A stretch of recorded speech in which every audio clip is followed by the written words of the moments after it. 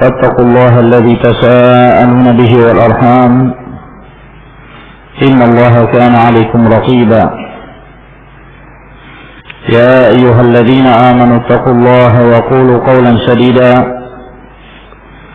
يصلح لكم أعمالكم ويغفر لكم ذنوبكم ومن يطع الله ورسوله فقد فاز فوزا عظيما أما بعد فإن أصدق الحديث كلام الله تبارك وتعالى وخير الهدي هدي محمد صلى الله عليه وعلى آله وسلم وشر الأمور محدثاتها فإن كل محدثة بدعة وكل بدعة ضلالة وكل ضلالة في النار. معاشر المسلمين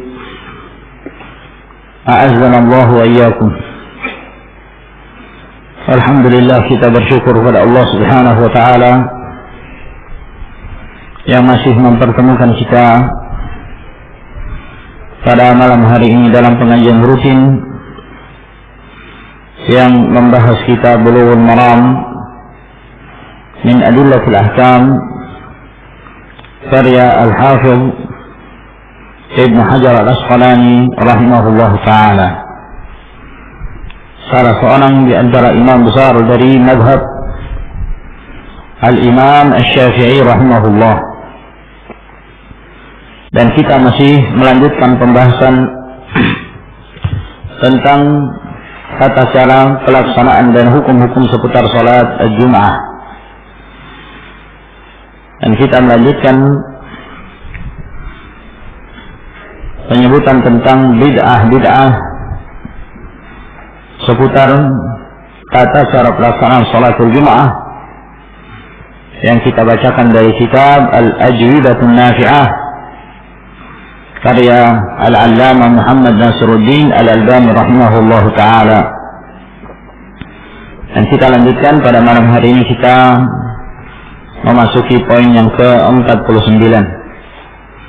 Semoga Allah Subhanahu wa ta'ala memberikan kemudahan kepada kita untuk bisa menyelesaikannya pada malam hari ini insyaallah, sehingga pada pertemuan yang berikutnya kita kembali melanjutkan pembahasan hadis-hadis dari kitab Bulughul Maram min Adillatil Ahkam.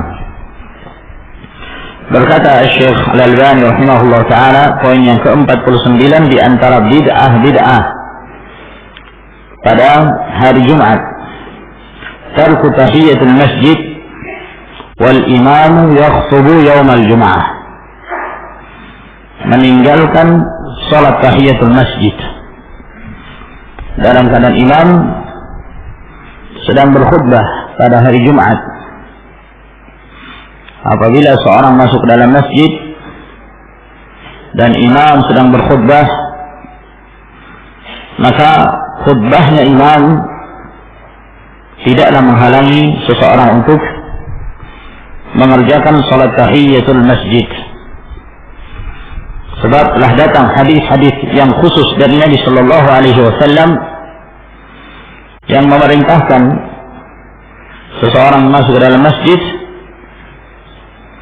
untuk mengerjakan salat tahiyatul masjid. Dalam hal ini, ma'asyar ikhwah rahimakumullah, ada riwayat-riwayat yang menyebutkan secara umum tentang disyariatkannya salat tahiyatul masjid, dan ada pula riwayat-riwayat yang menjelaskan secara khusus. Adapun hadis yang menjelaskan secara umum disyariatkannya salat tahiyatul masjid ketika seorang masuk ke dalam masjid adalah hadis yang diriwayatkan oleh Bukhari dan Muslim, bahwa Rasulullah sallallahu alaihi wasallam bersabda, "Idza dakhala ahadukumul masjid falyarka' raka'atain qabla an yajlis."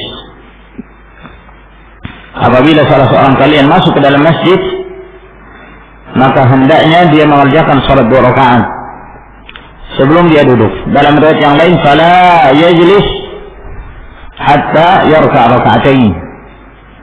Jangan dia duduk sampai dia mengerjakan salat 2 rakaat yang disebut tahiyatul masjid. Maka hadis ini menyebutkan secara umum disyariatkannya salat tahiyatul masjid. Dan termasuk di antara keumuman hadis ini adalah ketika seorang masuk ke dalam masjid dalam keadaan imam sedang berkhutbah.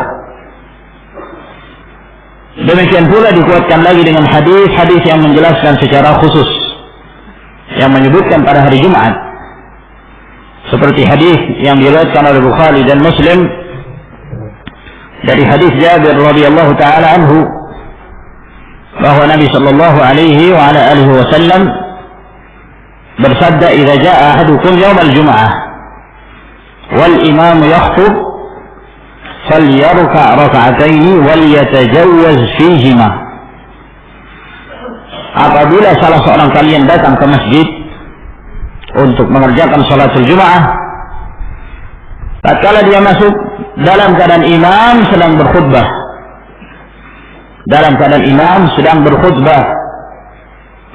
maka hendaknya dia mengerjakan salat 2 rakaat dan mengerjakannya dengan ringan, yakni jangan dia memperlambat, hendaknya dia meringkas salatnya, disebabkan karena dia diperintahkan untuk menyimak khutbatul imam.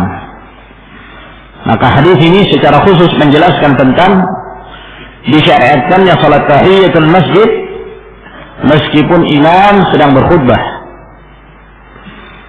Dan dikuatkan lagi dengan hadis yang lain yang juga diriwayatkan oleh Bukhari dan Muslim dari hadis Jabir radhiyallahu anhu bahwa suatu ketika Rasulullah sallallahu alaihi wasallam sedang berkhutbah,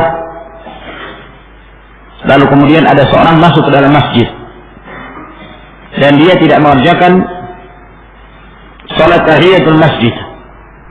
Maka Nabi sallallahu alaihi wasallam menegur orang ini. Beliau mengatakan, "As-sallait? Apakah kamu telah mengerjakan salat?" Orang ini menjawab, "Tidak." Kata Nabi sallallahu alaihi wasallam, "Fashalli raka'atain." Hendaknya kamu salat 2 rakaat.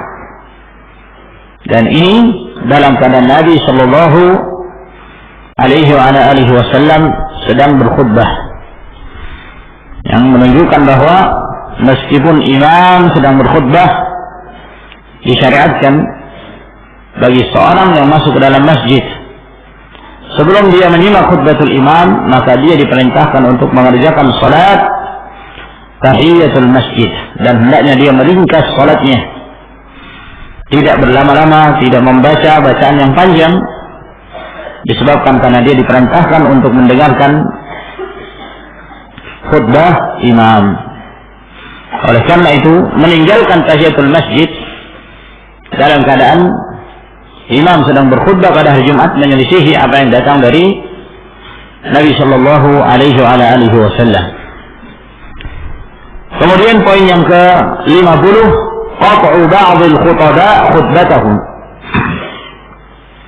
liya'muru man dakhala al-masjid wa syara'a fi tahiyyati al-masjid bi tarkiha khilafan li hadithi Rasulillah sallallahu alaihi wasallam wa amrihi biha. Termasuk di antara perkara bid'ah adalah sebahagian khatib itu memutus khutbahnya. Ya, dia memutus di sela-sela khutbahnya untuk apa? Untuk memerintahkan kepada orang yang masuk ke dalam masjid atau orang yang akan mengerjakan salat tahiyatul masjid agar khatib ini menasihatinya untuk meninggalkan salat tersebut. Dan ini jelas menyelisihi hadis Rasulullah sallallahu alaihi wasallam dan perintah beliau sebagaimana yang telah kita sebutkan tadi. Nabi sallallahu alaihi wasallam menganjurkan, bahkan beliau memerintahkan salat tahiyatul masjid apabila seorang masuk ke dalam masjid pada hari Jumat meskipun imam sedang berkhutbah. Lah khatib ini justru sebaliknya, ada orang masuk akan mengerjakan salat tahiyatul masjid, dilarang. Ya, dilarang. Ini ada kemungkinan disebabkan karena kejahilan khatib, kedangkalan ilmunya, dan dia tidak mengetahui tentang hukum-hukum permasalahan tentang tata cara pelaksanaan salat al-Jum'ah. Mungkin dia mengambil keumuman dari hadis Nabi sallallahu alaihi wasallam, hadis Abi Hurairah, "Idza qulta li sahibika yaum al-jum'ati amsid wal imam yakhutub faqad laghaut." Apabila engkau mengatakan kepada temanmu pada hari Jumat, diam, sementara imam sedang berkhutbah, maka sungguh kamu telah berbuat kelalaian, berbuat lagu. Maka mungkin ada sebagian mereka memahami bahwa hadis ini menunjukkan tidak diperbolehkannya seorang melakukan aktivitas yang lain termasuk tahiyatul masjid. Tentu ini merupakan kekeliruan, sebab hadis-hadis yang sahih yang datang dari Nabi sallallahu alaihi wasallam menunjukkan disyariatkannya mengerjakan tahiyatul masjid meskipun imam sedang berkhutbah pada hari Jumat. Yang berikutnya, ja'alul khutbati tsaniyah 'ariyatan min al-wa'dhi wal irsyad wat tadhkir wat targhib wa takhsisuha bis salati 'ala an-nabi sallallahu alaihi wasallam wad du'a.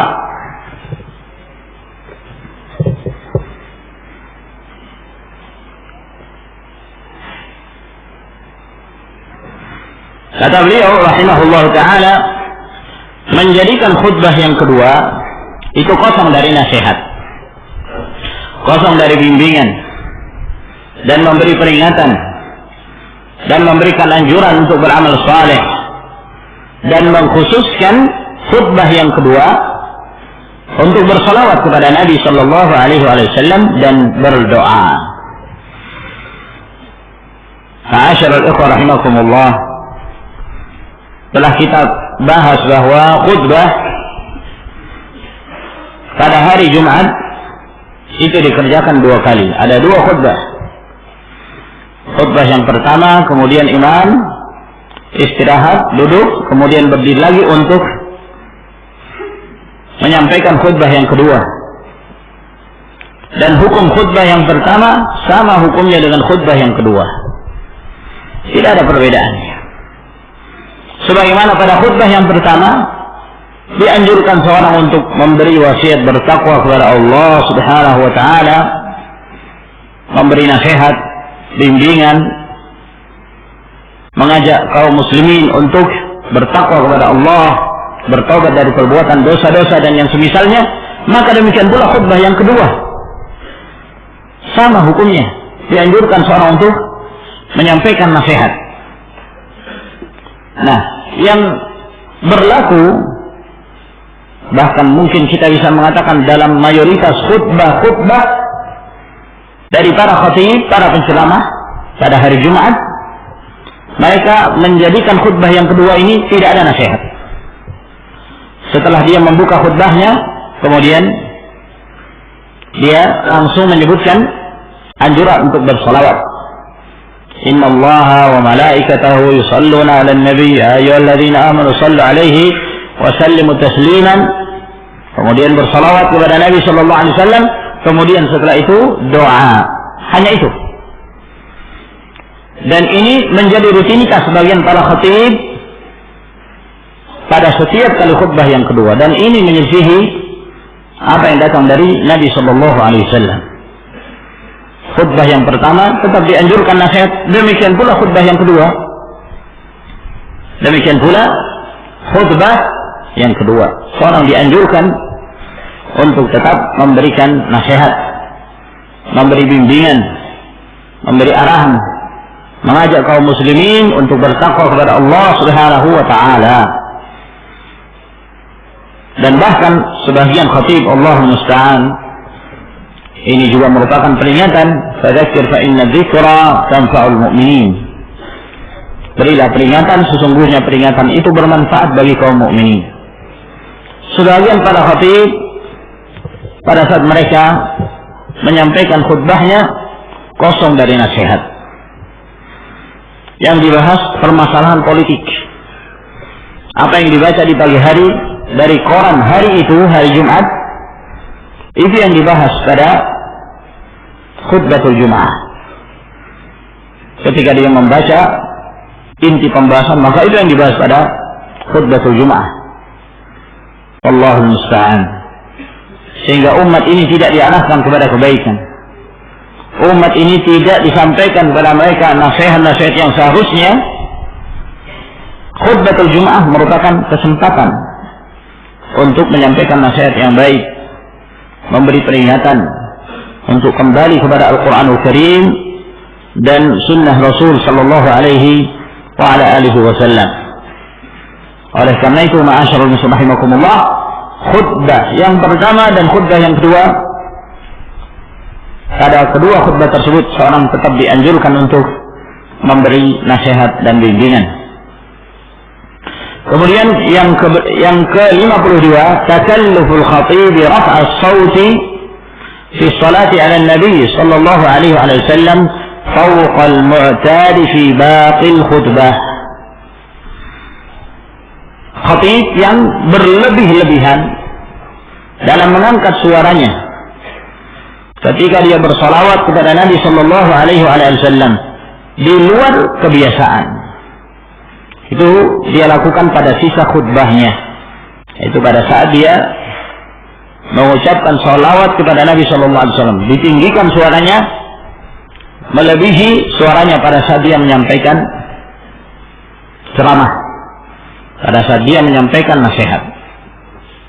Yang sunnah bahwa secara umum pada saat berkhutbah dianjurkan untuk meninggikan suara, sebagaimana yang disebutkan oleh Jabir radhiyallahu taala anhu pada saat beliau menyebutkan sifat khutbahnya Nabi sallallahu alaihi wasallam, ala sautu, meninggi suara beliau pada saat beliau berkhutbah.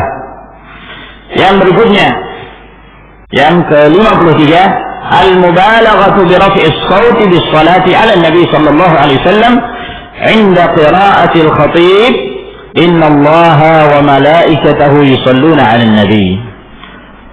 Berlebih-lebihan dalam mengangkat suara ketika bersalawat kepada Nabi sallallahu alaihi wasallam pada saat khatib membaca inna Allaha wa malaikatahu yusalluna 'alan nabi. Ya, yang dimaksud oleh beliau adalah apa yang dilakukan oleh sebagian makmum.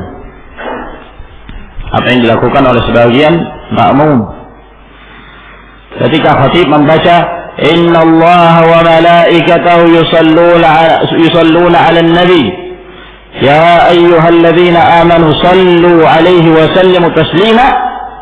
Ketika khatib membaca ini, maka para makmum mereka segera mengangkat suara mereka, Allahumma salli wa sallim 'alaihi. Nah, sehingga suara di masjid itu bergemuruh dengan suara salawat pada Rasulullah sallallahu alaihi wa ala alihi wasallam. Apabila dia ingin bersalawat kepada Nabi sallallahu alaihi wasallam, silakan dia bersalawat namun dengan suara lirih. Ya, tidak dengan suara yang keras. Tidak dengan suara yang menimbulkan gemuruh di dalam masjid. Oleh karena itu berlebihan dengan mengangkat suara ketika bersalawat kepada Nabi sallallahu alaihi wasallam ini bukan dari bimbingan Rasulullah sallallahu alaihi wa ala alihi wasallam. Yang berikutnya, siyahu ba'dihim fi asna'il khutbah bismillah atau asma'i ba'dhi salihin. Sebagian mereka berteriak di sela-sela khutbah dengan menyebut nama Allah atau nama-nama sebagian orang-orang yang saleh. Ya, ini pada saat khatib sedang berkhutbah, mungkin ada yang disampaikan oleh khatib yang menyebabkan dia kagum, maka dia pun berteriak misalnya dia mengatakan Allah, ya, atau Allahu Akbar, atau menyebut nama sebagian orang-orang yang saleh. Dan ini biasanya dilakukan oleh sebagian orang-orang sufiyah,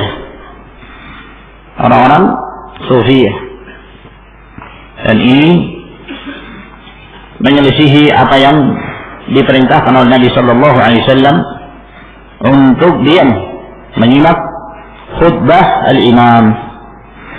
Yang berikutnya, ityanul kafir alladhi أسلم في أثناء الأسبوع إلى الخطيب وهو على المنبر حتى يتلفظ بالإسلام على رؤوس الناس ويقطع الخطيب الخطبة بسببه. Didatangkannya orang yang kafir yang masuk Islam di tengah-tengah di pertengahan pekan tersebut. Ini misalnya kalau dia masuk Islamnya hari Rabu, nanti hari Jumat diresmikan pada saat khutbah. Di saat berkhutbah khatib, maka orang ini pun dibawa. Pada saat khatib berada di atas mimbar, lalu kemudian dituntun orang yang masuk Islam ini agar kemudian dia mengucapkan 2 kalimat syahadah di hadapan kaum muslimin, sehingga khatib memutus khutbahnya dengan sebab hal tersebut. Dengan sebab hal tersebut, seorang ketika masuk Islam tidak harus di hadapan seluruh kaum muslimin pada hari Jumat. Nah, kapan saja dia hendak masuk ke dalam Islam, masuk ke dalam Islam pada saat itu. Ya, tidak perlu ditunda. Dan tidak ada istilah peresmian nanti pada hari Jumat. Nah, jangan sampai kemudian ada yang masuk ke dalam Islam, mau masuk Islam, lalu kemudian dikatakan padanya, tunggu nanti hari Jumat di hadapan imam. Ya, kalau hari Kamis mati gimana? Nah, kita tidak mengetahui kapan ajal seseorang. Nah, hari Selasa dia mau masuk Islam, dikatakan tunda nanti pada hari Jumat. Yang mengislamkan kamu adalah imam. Hari Kamis ditabrak mobil, akhirnya dia tidak masuk ke dalam Islam. Maka ma'asyiral muslimin rahimakumullah, kapan saja seorang apabila dia ingin masuk ke dalam Islam, segera dia masuk ke dalam Islam dan mempersaksikan, mengucapkan 2 kalimat syahadah dan ada saksi-saksinya dari kaum muslimin, dan itu sudah cukup bagi dia. Lalu dia mandi yang menunjukkan bahwa dia masuk ke dalam al-Islam. Nah, tidak diharuskan seorang harus berhadapan dengan seorang imam, seorang khatib, namun dengan siapa saja. Yang berikutnya iltizamu dzikril khutaba al-khulafa wal muluk was salatin fil khutbah tsaniyah bitanghim. Sebagian para khatib yang terus menjadikan rutinitasnya itu menyebut khalifah-khalifah, menyebut raja-raja, menyebut penguasa-penguasa pada khutbah yang kedua dengan lantunan, ya, dengan lantunan, ini dilagukan, ya, jadi berirama pada saat dia berdoa dengan menyebutkan al-khulafa, misalnya khulafa ar-rasyidun, atau menyebutkan penguasa-penguasa, apakah penguasa negerinya atau yang lainnya. Dan ini juga termasuk di antara perkara bid'ah. Yang berikutnya doa khatib lil ghuzati wal murabitin. Doanya seorang khatib kepada orang-orang yang berperang dan orang-orang yang melakukan ribaut, yang berjaga-jaga di baris pertahanan dalam pertempuran, merutinkan mendoakan mereka. Dalam khutbah tidak ada doa khusus, ya. Tidak ada doa khusus, mengkhususkan doa tertentu pada saat berkhutbah. Namun sesuai keadaan, sesuai kondisi. Nah, apakah berdoa untuk kebaikan kaum muslimin dan muslimat, atau berdoa Rabbana atina fid dunya hasanah, atau ketika dibutuhkan untuk berdoa meminta hujan, doa meminta hujan, istisqa, atau berdoa untuk menghentikan hujan disebabkan karena hujan yang terus menerus sehingga berlebihan. yang disebut istisha. Ya, jadi ada momen-momen tertentu disesuaikan dengan keadaannya. Yang berikutnya raf'ul muadzinin aswatahum bid-du'a'i lis-salatin wa italatuhum fi dhalika wal khatib mustarsilun fi khutbatih. Sebagian para muadzin mereka mengangkat suara-suara mereka dengan berdoa untuk kebaikan para penguasa dan mereka memanjangkan doa tersebut. Sementara khatib melanjutkan khutbahnya. Jadi khatib berkhutbah, muadzin ini mengangkat suaranya berdoa untuk kebaikan para penguasa. Dalam keadaan diperintahkan siapa saja, apakah dia muadzin ataukah makmum yang lainnya, diperintahkan untuk diam. Termasuk dalam keumuman hadis Nabi sallallahu alaihi wasallam, "Idza qulta li sahibika yaumal jum'ati amsik wal imam yakhutub faqad laghawt." Apabila engkau mengatakan kepada temanmu pada hari Jumat, diam sementara imam sedang berkhutbah, maka engkau telah berbuat kelalaian. Dan ini umum bagi muadzin dan yang lainnya. Mereka diperintahkan untuk mendengarkan khutbatul imam. Yang berikutnya, sakatatul khatib fi du'aih 'ala al-minbar liyu'ammina 'alaihi al-mu'adhdhinun. Sakatat al-khatib. Jadi khatib ketika berdoa di atas mimbar, dia setiap berdoa diam. Berdoa lagi diam. Jadi seakan-akan khatib ini memberi jeda bagi makmum untuk mengaminkan doanya. Ya, khususnya para muadzin. Jadi khatib ketika dia berdoa satu doa diam, lalu muadzin mengatakan amin. Nah, dia lanjutkan lagi doanya. Muadzin lagi mengatakan amin. Dan seterusnya. Ini disebutkan dalam syarah Tariqah Al-Muhammadiyah, dan ini juga termasuk di antara perkara bid'ah. Yang berikutnya, ta'minul muadzinin 'inda du'a'il khatib lis-sahabati bir-ridha wa lis-sultani bin-nasr. Muadzin mereka mengucapkan amin pada saat khatib berdoa untuk para sahabat. Misalnya khatib mengatakan radhiyallahu anhum atau radhiyallahu an Abi Bakar wa Umar wa Utsman wa Ali, maka muadzin pun mengatakan amin. Khatib mendoakan kebaikan untuk penguasa agar diberi pertolongan, maka muadzin mengatakan amin. Jadi terkhusus muadzin. Ini juga tidak ada contohnya dari Nabi sallallahu alaihi wa ala alihi wasallam. Yang berikutnya at-tarannum fil khutbah.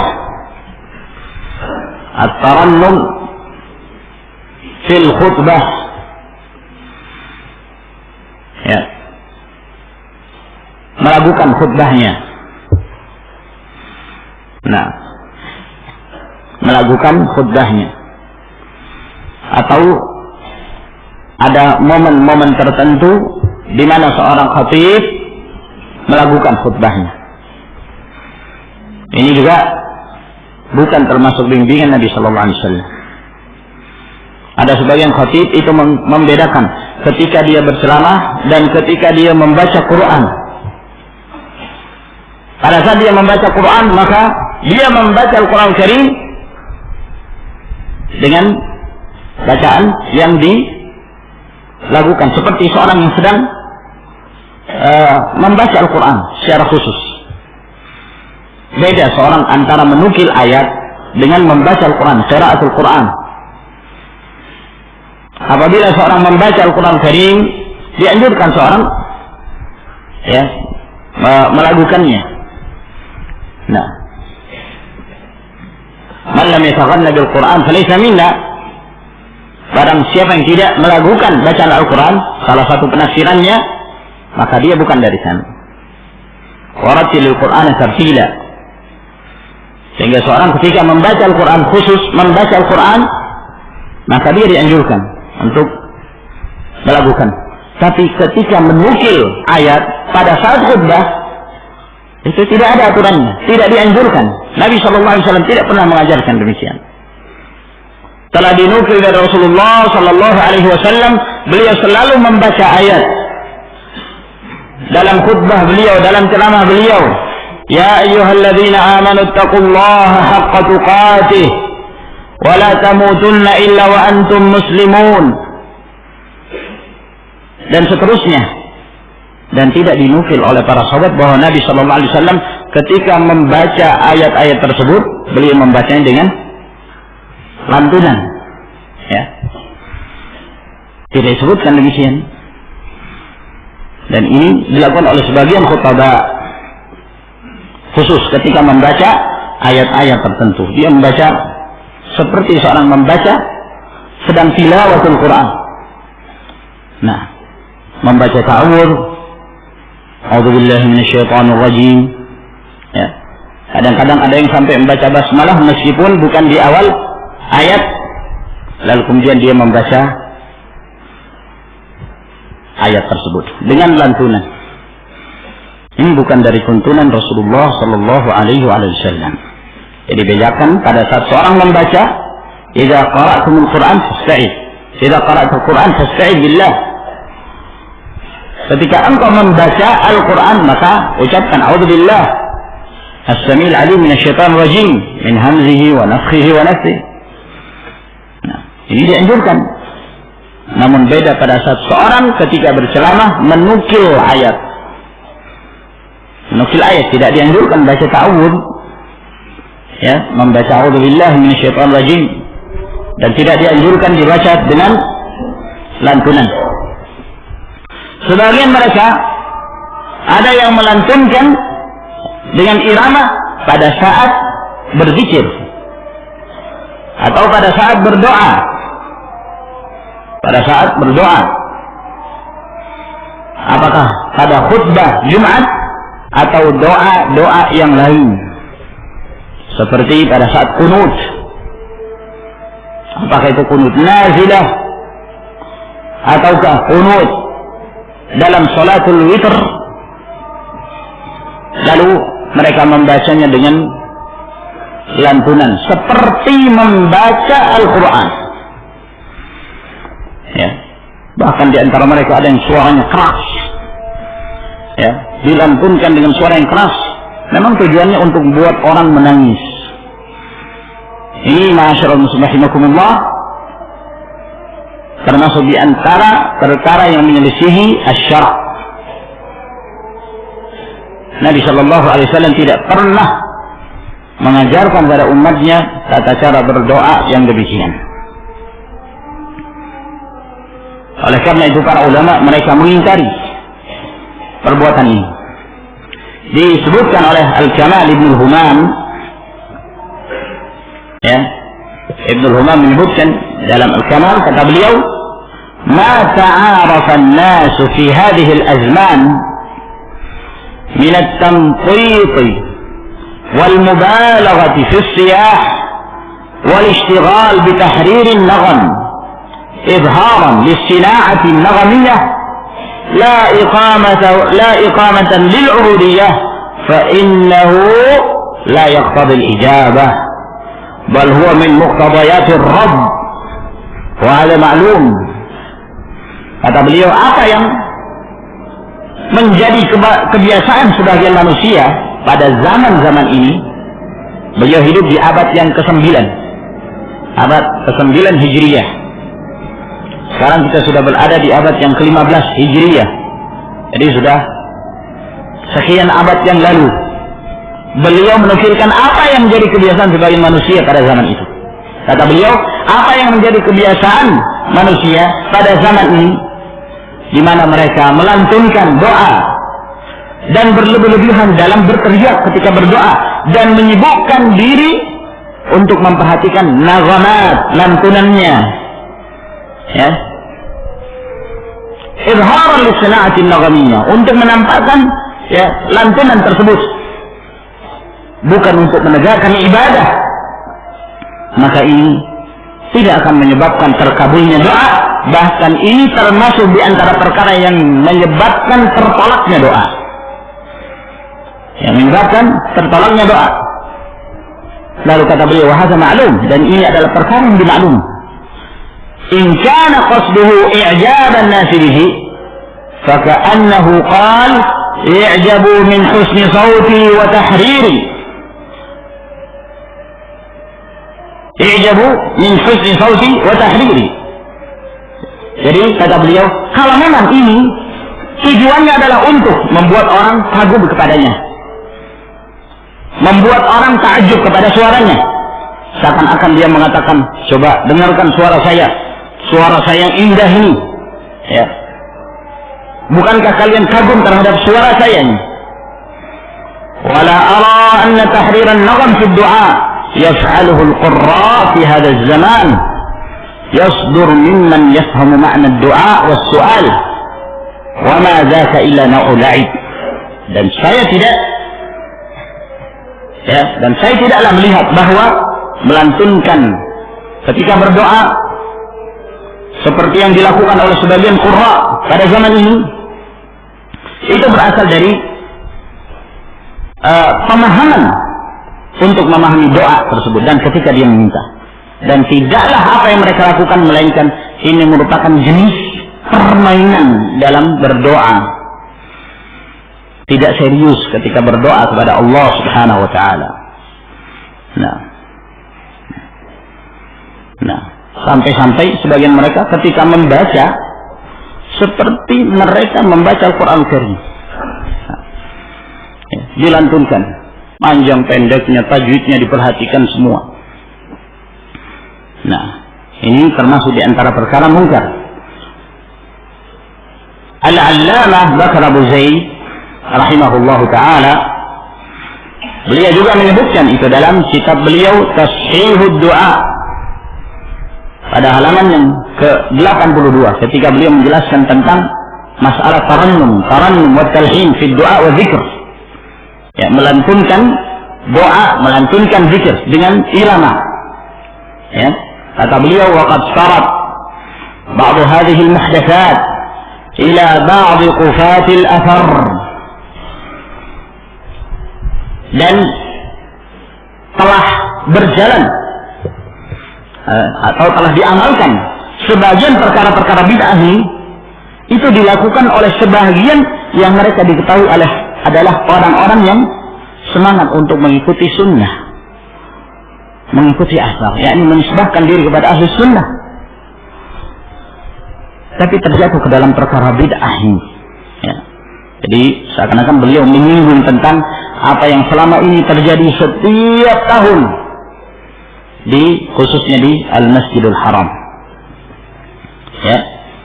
Dan ini merupakan hal yang tentu tidak tersamarkan bagi kita setiap kali kunut.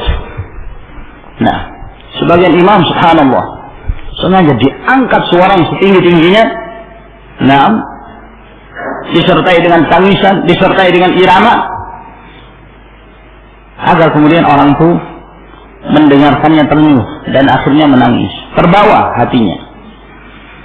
Nah, kata beliau, apa yang dilakukan dari sebagian perkara-perkara bid'ah ini itu dilakukan oleh sebagian mereka yang diketahui mengikuti asar. Fanasma'u fi du'a al-qunut 'inda ba'd al-a'immah fi Ramadan al-jahr al-shadid wa khafd as-sawt wa raf'ahu fi al-ada' hasab mawadhi' ad-du'a, di mana engkau atau fatasma'u fi du'a, di mana kamu mendengarkan ketika seorang membaca doa qunut yang dilakukan oleh sebagian imam di bulan Ramadan dengan suara yang sangat keras, yang lantang, dan kadang ditinggikan, kadang direndahkan suaranya, tergantung kondisi dan keadaan doa yang disampaikan. Wal mubalagha fi tarannum wat tatrib wat tajwid wat tartil hatta la ka'annahu yaqra'u suratan min kitabillah, dan berlebih-lebihan dalam melantunkan, berirama, bahkan bertajwid, membaca dengan tartil, sampai kalau didengarkan seakan-akan dia membaca surah, membaca surat dalam Al-Quranul Karim. Yastad'i bidzalika awatif al-ma'mumin liyajhishu bil buka. Tujuannya adalah untuk menarik perhatian, ya, untuk menarik perasaan kaum para makmum agar kemudian mereka pun menangis mendengarkan doa tersebut. Wa ta'abbud bi hadhihi al-muhdatsat fil Islam wa hadhihi al-bid'ah al-idafiyyah fi as-sawt wad-du'a lidh-dhikr wad-du'a hiya fi asliha min sya'air al-jahiliyah allati kanu yadhhurunaha fil Masjidil Haram. Coba kerasnya beliau mengatakan, ya, beribadah dengan cara-cara bid'ah seperti ini, dan ini merupakan bahagian dari bid'ah idhafiyah dalam hal bersuara dan dalam hal berdoa, dalam berzikir. Ini pada asalnya termasuk di antara syiar kaum jahiliyah dahulu, di mana mereka menampakkannya di Al-Masjidul Haram. Sebagaimana Allah Subhanahu wa taala berfirman mengingkari kebiasaan kaum jahiliyah, wa ma kana salatuhum 'indal baiti illa mukaa'a wa tasdiyah. Dan tidaklah salatnya mereka orang-orang musyrikin dahulu di Al-Ka'bah, di Al-Masjidul Haram, melainkan muka, bersiul, safir, wa tasdiyah, dan bertepuk tangan. Maksudnya mereka ribut ketika ibadah. Ribut ketika ibadah. Ini model ibadahnya orang-orang jahiliyah dahulu.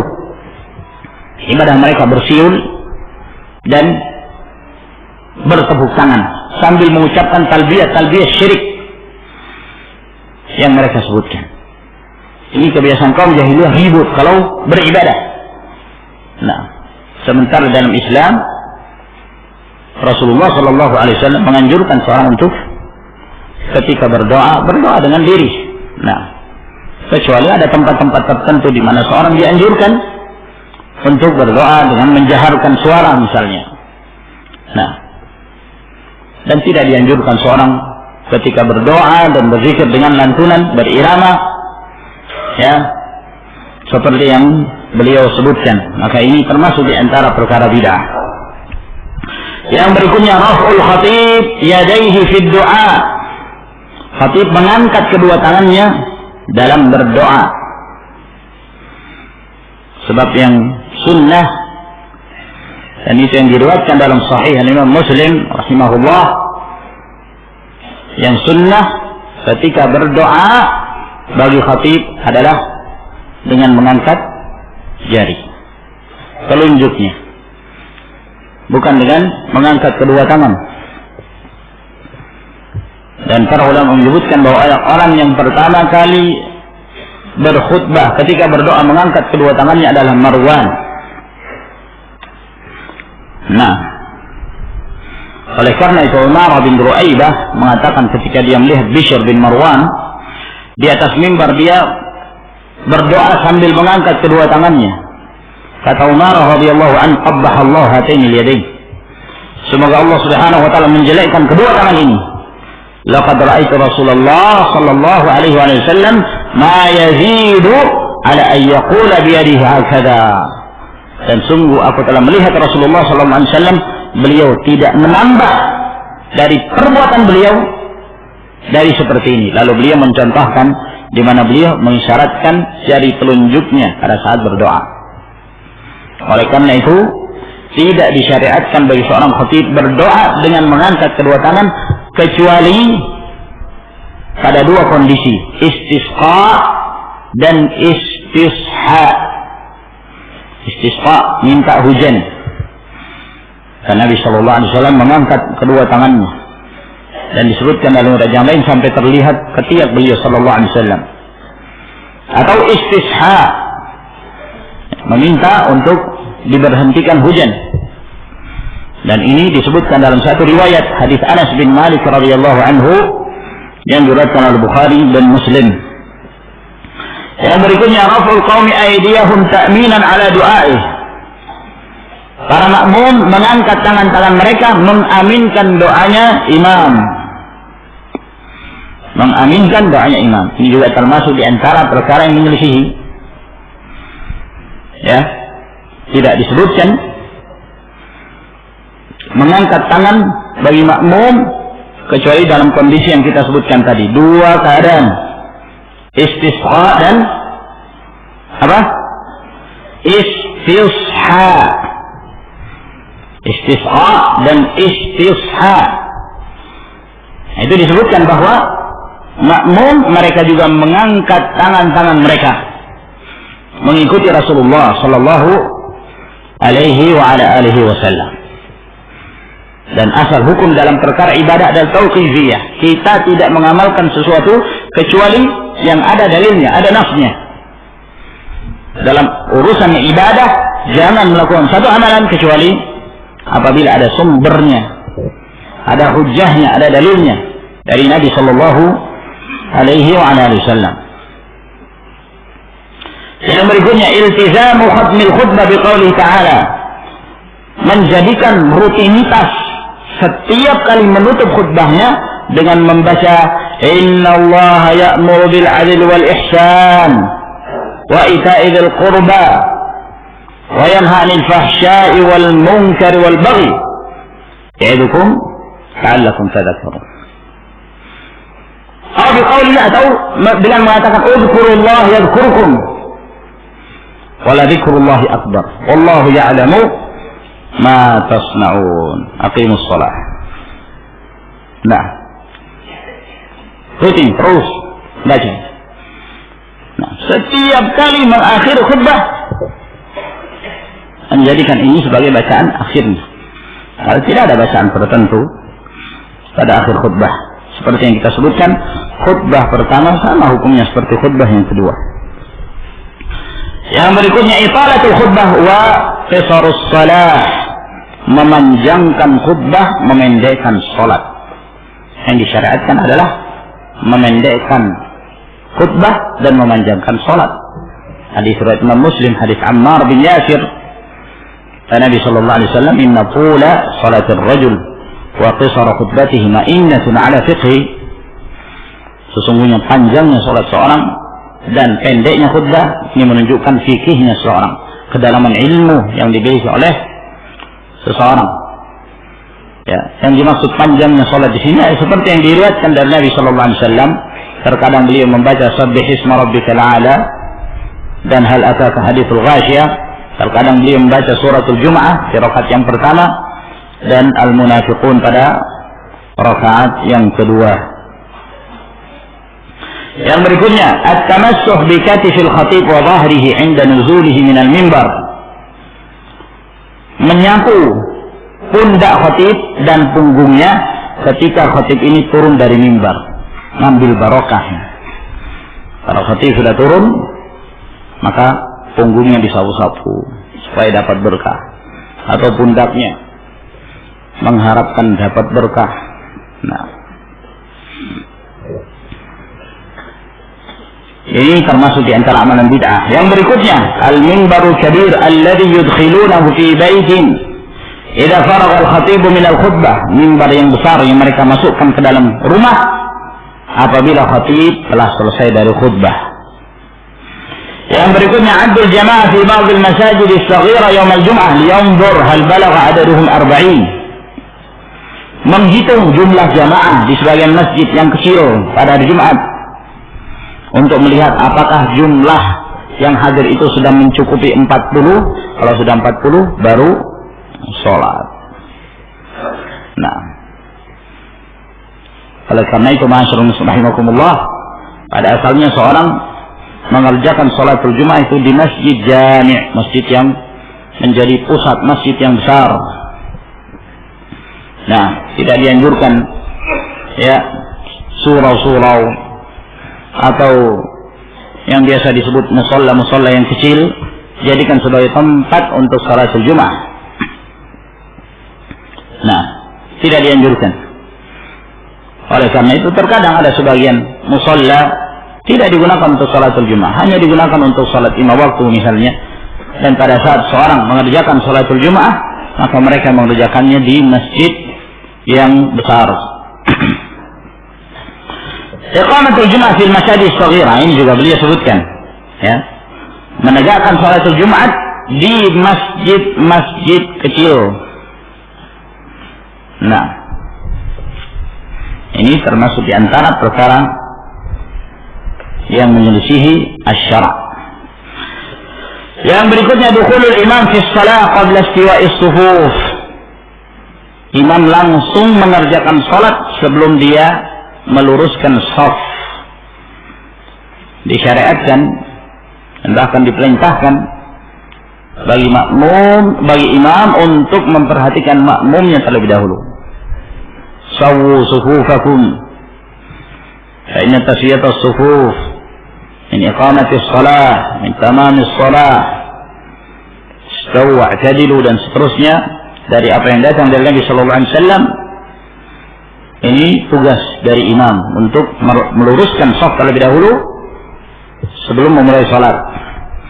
Yang berikutnya takbirul yadi ba'daha, mencium tangan setelah salat Jumat. Ya.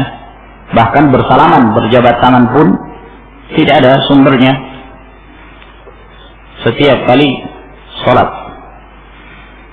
Tidak ada bimbingan dari Nabi sallallahu alaihi wasallam menganjurkan untuk berjabatan tangan setelah salat.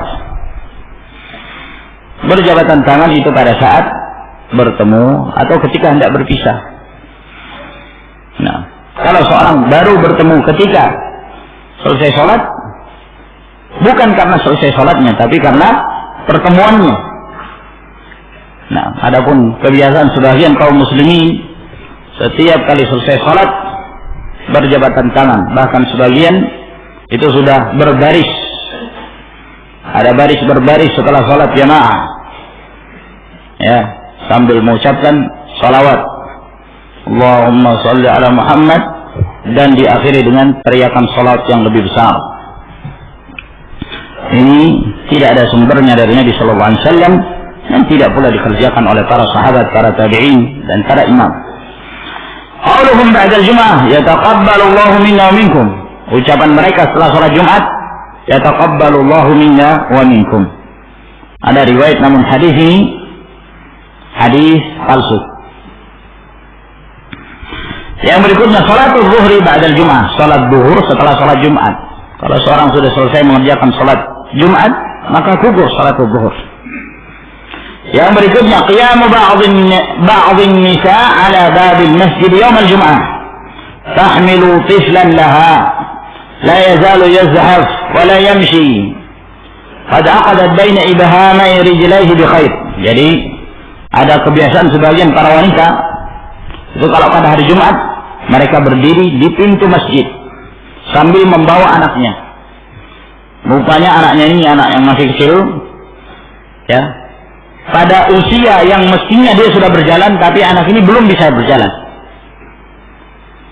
Usianya mestinya sudah bisa berjalan, namun anak ini kok sudah 1,5 tahun, sudah 2 tahun belum bisa berjalan. Apa yang dia lakukan? Ibu ini sambil membawa anaknya lalu berdiri di depan masjid, ya, di depan pintu masjid. Qad aqadat baina ibhamai rijlaihi bi khair. Lalu dia mengikat antara dua jempol kaki anak tersebut dengan benang. Jadi dua jempolnya diikat dengan benang. Tsumma tatlubu qat'ahu man awwalu kharijin minal masjid. Lalu dia meminta orang yang pertama kali keluar dari masjid minta untuk diresmikan, dipotong benang itu. Apa tujuannya? Yaz'amna anna at-tifla yanṭaliqu wa yamshi 'ala rijlaihi ba'da usbu'ain min hadhihi al-'amaliyah. Karena para wanita ini menyangka bahwa anak tersebut kalau belum bisa jalan dilakukan cara yang seperti ini, itu dalam jangka waktu 2 pekan setelahnya maka dia langsung bisa berjalan. Nah, saya nggak pernah lihat ya kondisi seperti ini. Namun beliau menyebutkan ini mungkin beliau melihat. Yang berikutnya qiyamu ba'dihim 'ala al-bab wa 'ala yadihi ka'suna liyadkhula fihi al-kharijuna min al-masjid wahidan ba'da wahid lil barakah wal istishfa. Sebagian mereka ada yang berdiri di pintu masjid sambil membawa gelas. Tujuannya apa? Agar orang-orang yang keluar dari masjid meludahi, yaitu meludah di dalam gelas tersebut. Setiap orang yang keluar disuruh meludah di gelas itu sampai penuh. Untuk apa? Barokah. istisqa, jadikan sebagai obat. Nah, mungkin pikiran bisa menyembuhkan kanker. Nah, ini lendir, kotoran. Allah musta'an. Wa hadza akhiru bid'il Jum'ah. Ini akhir yang beliau sebutkan dari bid'ah Jumat, dan ini tidak menunjukkan batasan. Dan di sana ada bid'ah yang lain, ya. Namun apa yang beliau sebutkan ini semoga menjadi peringatan bagi kita kaum muslimin agar kemudian dalam melaksanakan ibadah hendaknya kita berhati-hati dan tidak mengamalkan suatu amalan kecuali apabila jelas sumbernya, ada dalilnya dari Al-Quran Karim dan dari sunnah Nabi Sallallahu Alaihi Wasallam. Alhamdulillah, dengan demikian selesai pula kita membaca bid'ah seputar pelaksanaan tata cara sholatul Jum'ah, hingga pada pertemuan yang berikutnya kita lanjutkan pembahasan kita dari kitab Bulughul Maram. Wallahu a'lam. Apa hukumnya orang bergoyang-goyang pada saat bermajelis ta'lim? Sebagaimana umat ini sufi pada saat mengucapkan lafaz Allah Allah. Ini bid'ah. Nah, dan tidak dianjurkan seorang mengucapkan ketika berzikir Allah Allah. Yang dianjurkan itu la ilaha illallah, la ilaha illallah. Dan ketika menyebutkannya, ya, tidak harus dengan menggerakkan badan, tidak harus dengan menggeleng-gelengkan kepala. Adapun yang dilakukan oleh sebagian kaum muslimin, melakukannya dengan berjamaah sambil menggelengkan kepala, lalu kemudian memotong-motong kalimat la ilaha illallah, la ilaha illallah, la ilaha illallah, la ilaha illallah, kemudian semakin berkurang illallah, illallah, illallah, illallah, akhirnya menjadi Allah, Allah, Allah, Allah, jadi lah, jadi hu. Nah, ini perbuatan kaum sufiyah, dan ini bukan zikir yang disyariatkan, ini bid'ah.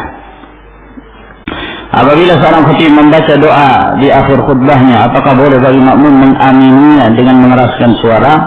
Dan apakah boleh bagi makmum mengangkat kedua tangannya ketika membaca amin? Nah, yang ditanyakan tentang hukum mengamininya dengan mengeraskan suara dan mengangkat kedua tangan. Telah kita bahas tadi, ya. Telah kita bahas tadi tentang hukum mengangkat kedua tangan. Bahwa dalam hal mengangkat kedua tangan tidak disyariatkan kecuali pada dua keadaan. Pada dua keadaan, yaitu istisqa dan istisha. Nah, adapun mengucapkan amin pada saat khatib berdoa, demikian pula yang lainnya seperti ketika khatib menyebut nama Rasulullah SAW, apakah dianjurkan bagi makmum untuk bersolawat kepada Nabi Sallallahu Alaihi Wasallam? Ini yang menjadi perselisihan di kalangan para ulama. Hal ini disebabkan karena ada dua riwayat. Yang kedua riwayat ini itu memiliki keumuman makna. Masing-masing memiliki keumuman makna. Satu riwayat, yaitu hadis Abu Hurairah yang diriwayatkan oleh Bukhari dan Muslim, bahwa Nabi Sallallahu Alaihi Wasallam mengatakan, "Idza qulta li sahibika yaumal jum'ati amsik wal imam yakhutub faqad laghaut." Apabila engkau mengatakan kepada temanmu pada hari Jumat, diam kamu, sementara imam sedang berkhutbah, maka engkau telah berbuat laghu. Maka hadis ini menunjukkan keumuman larangan untuk berbicara. Larangan untuk berbicara pada saat imam sedang berkhutbah. Nah, dan ini hadis ini bersifat umum. Hadis yang lain di mana seorang diperintahkan untuk bersolawat ketika disebutkan nama Rasul Sallallahu Alaihi Wasallam, seperti hadis Abi Hurairah yang diriwayatkan oleh Imam Tirmidzi, kata Nabi sallallahu alaihi wasallam, "Raghima anfum ri'in dzukirtu 'indahu falam yusalli alaihi." Merugi, celaka seorang yang aku disebut di dekatnya, namaku disebut di dekatnya, dia tidak bersalawat kepada Nabi sallallahu alaihi wasallam.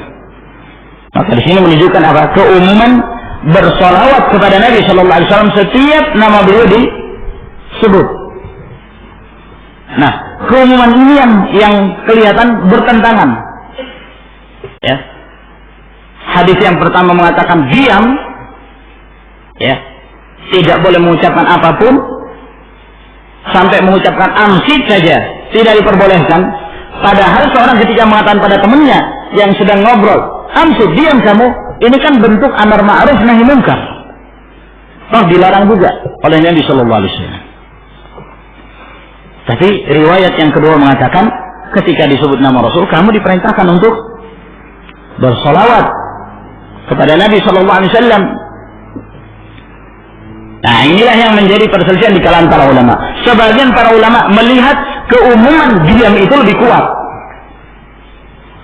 Perintah untuk diam ini lebih kuat daripada bersalawat kepada Nabi ketika nama beliau disebut sallallahu alaihi wasallam. Sehingga mereka mengatakan, dan itu pendapat Syekh Al-Albani rahimahullah ta'ala dalam kitab beliau ini Al-Ajibatun Nafi'ah, bahwa diam, tidak bersalawat, salawat pun tidak boleh, karena yang diperintahkan adalah diam. Nah, dan para ulama yang lain melihat tidak. Dalam hal bersalawat, ketika khatib menyebut nama Rasul sallallahu alaihi wasallam tetap disyariatkan, karena hadis ini sifatnya umum, pada saat khutbah atau pada saat yang lainnya. Nah, dan ini masyaallah rahimakumullah sebenarnya ada pembahasan usul, ya, pembahasan usul ketika terjadi pertentangan antara dua keumuman dalam dua riwayat, maka dilihat mana yang umumnya, keumumannya lebih kuat, maka itu yang didahulukan daripada keumuman satu riwayat yang lemah. Makna umumnya itu lemah. Ya. Nah, para ulama ketika melihat bahwa hadis Nabi Shallallahu Alaihi Wasallam yang memerintahkan untuk diam dan tidak berbicara pada hari Jumat, bahkan mengatakan amsit saja tidak diperbolehkan, mereka melihat bahwa hadis ini itu ada pengkhususannya. Ada riwayat-riwayat yang mengkhususkan, ya. Dalam artian keumuman riwayat ini itu lemah. Seperti misalnya hadis yang kita sebutkan tadi, bahwa Nabi Shallallahu Alaihi Wasallam memerintahkan orang yang masuk ke dalam masjid, untuk sholat tahiyatul masjid, iya kan? Dan seorang ketika mengerjakan sholat tahiyatul masjid, dia enggak atau ngomong? Tentu dia ngomong. Dia bertakbir, dia bertasbih, dia membaca Al-Fatihah dan seterusnya dari bacaan-bacaan sholat. Berarti kan dia berbicara dalam sholatnya tersebut. Tambah lagi, ketika ada seorang masuk ke masjid, kata Nabi Shallallahu Alaihi Wasallam, kamu sudah sholat? Kata orang ini, belum. Maka Nabi mengatakan, sholat kamu 2 rakaat. Ternyata dia berbicara pada saat khatib sedang berkhutbah.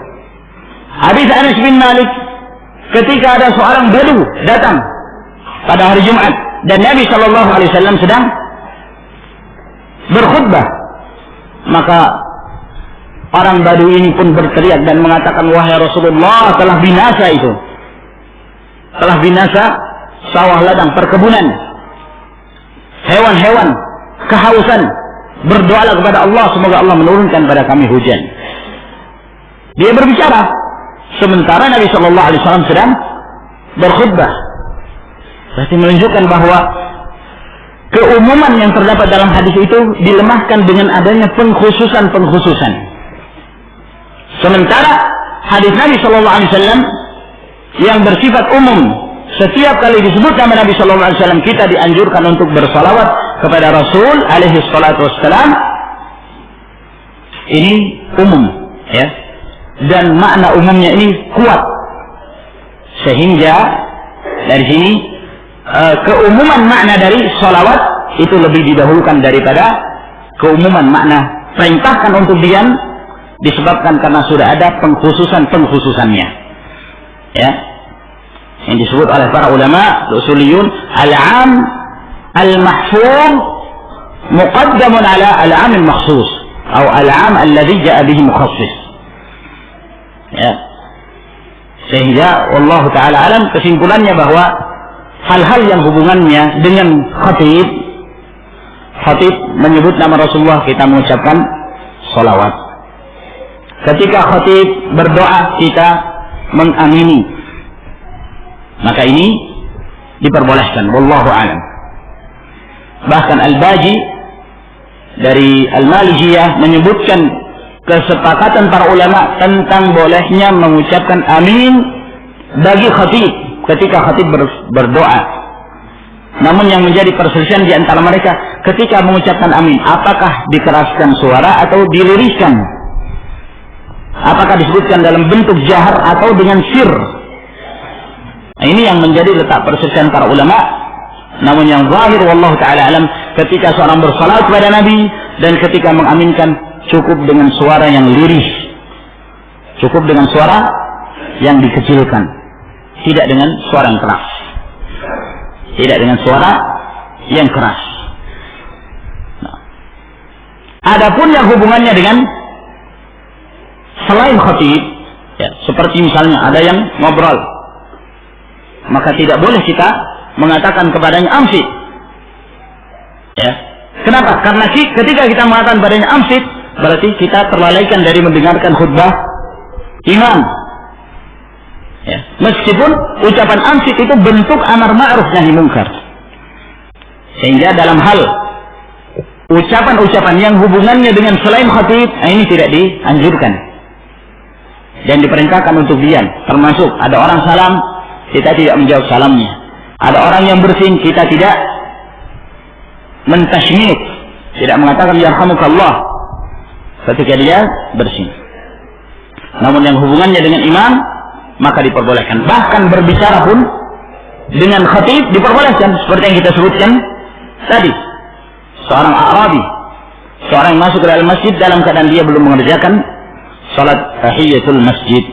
Wallahu a'lamu bis-shawab. Sampai di sini insyaallah. Kita lanjutkan nanti di pertemuan yang berikutnya. Wa akhiru da'wana alhamdulillahirabbil alamin. Wassalamualaikum warahmatullahi wabarakatuh.